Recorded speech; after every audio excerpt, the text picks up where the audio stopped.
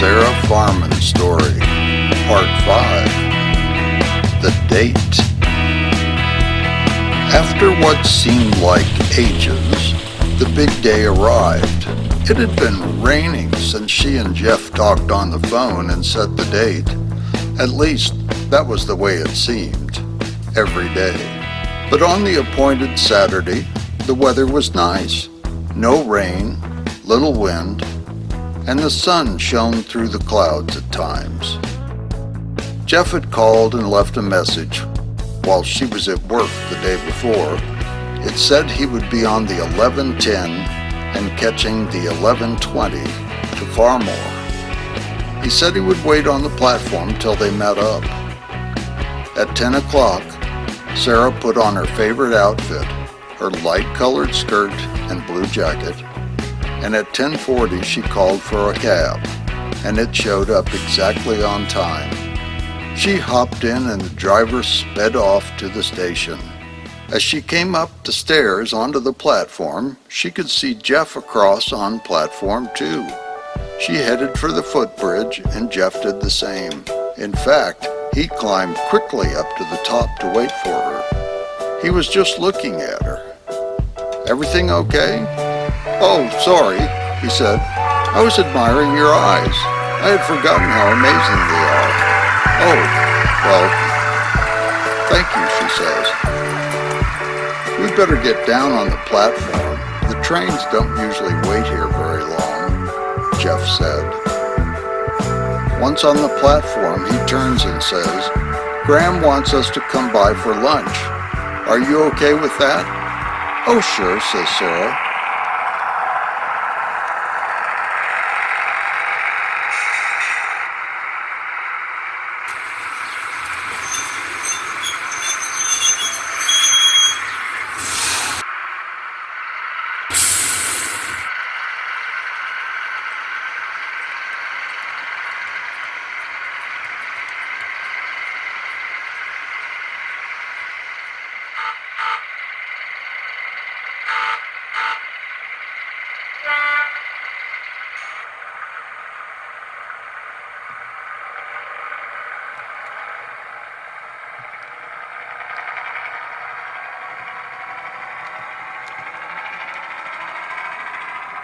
Once in their seats, the magic returns.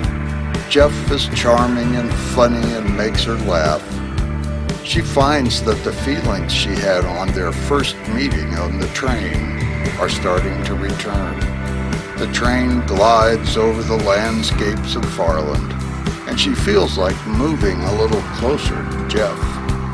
He notices and moves a little closer too. They're not touching, but almost.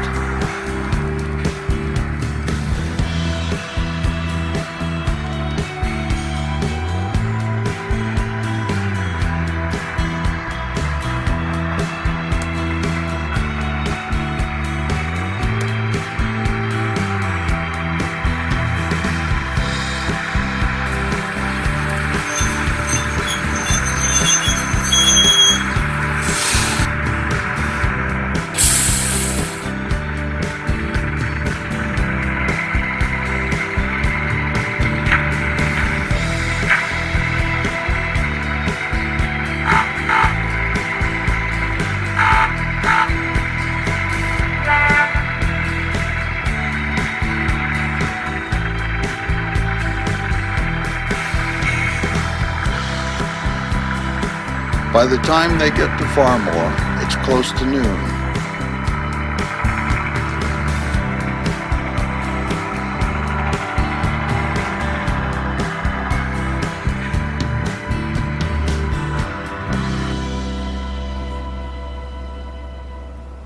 So they head over to Graham's on Rob's Lane. As they turn the corner past the house being built, they can see down the lane. Sarah is thinking it does not look very inviting. In fact, it looks a little foreboding. Oh dear, she thinks, what am I getting into? They pass an old car with mismatched paint, and the vines on the fence are thick. It looks like the vines will pull the fence over if someone doesn't do something about it soon. But when they turn the corner, the well-kept house that Graham lives in comes into view, and her concern is quickly forgotten. "Is that you, Jeff?" a voice is heard coming from inside. "Yes, Graham." The door swings wide open. Sarah recognizes Mrs. Taylor.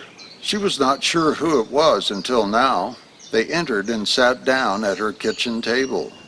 Wonderful sense of cooking filled the air. It wasn't long until they were eating. They had a fine lunch and then went to the garden to see Graham's flowers. "Oh my, they are lovely." Sarah was impressed. Mrs. Taylor was very warm towards Sarah. "Call me Lola, please." "Okay." After a while, Sarah wanted to take advantage of the trip to the seaside community and do a little shopping. Lola understood that and suggested to Sarah and Jeff that they pay a visit to Kingdom Close whilst in town. It was obvious Jeff would be happy at Graham's watching TV. "Let's go shopping a little, Jeff," says Sarah. "Okay," says Jeff, and off they go. Kingdom Close is busy. There are lots of people out. There is a group of RAF folks there, several young couples with babies, some older folks. Everyone seems to be enjoying themselves. Sarah remembers the dinner she had with her dad and thinks, "You were right, Dad." Sarah said she wants to go over to the Sunnyside Fashions and maybe the woolen store. Jeff said he wanted to go look in the model shop, so they compromise. Jeff suggested he goes with Sarah to Sunnyside Fashions and the woolen store, and if they have time, they will visit the model shop, which they did. Later, Sarah said she wanted to go over and see the caravan park and maybe go get a few breaths of sea air.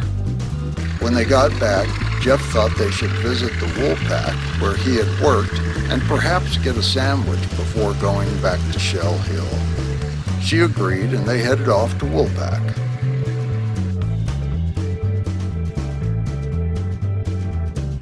They soon found a table and sat down.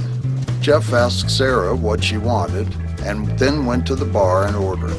When he was done, a strange woman came up behind Jeff, put her arms around him and said, "Guess who?" Jeff turned around and she kissed him. Sarah was starting to wonder what this was all about, and it was making her very uncomfortable. This woman was acting awfully familiar with Jeff. When Jeff came back to the table after what seemed like ages, she asked icily, "Well, who is that?" "Molly," said Jeff, "an old friend." Sarah looked at Jeff and said, "She didn't look very old to me." Jeff says, "When I used to work here, we spent some time together." "Oh," said Sarah.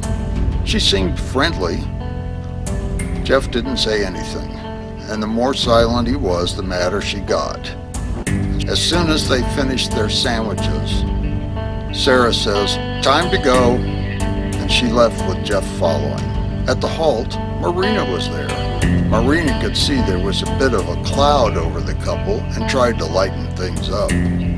Sarah was having none of it until they started rolling towards Shell Hill. Jeff was himself, funny and charming, so Sarah forgot about Molly, and they had a good time together.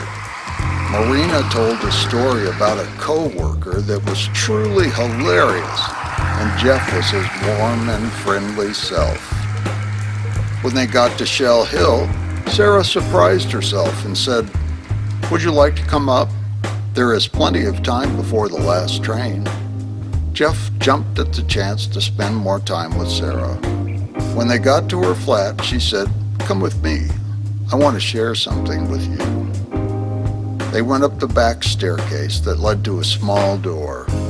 Through the door, there was a hatch to the roof.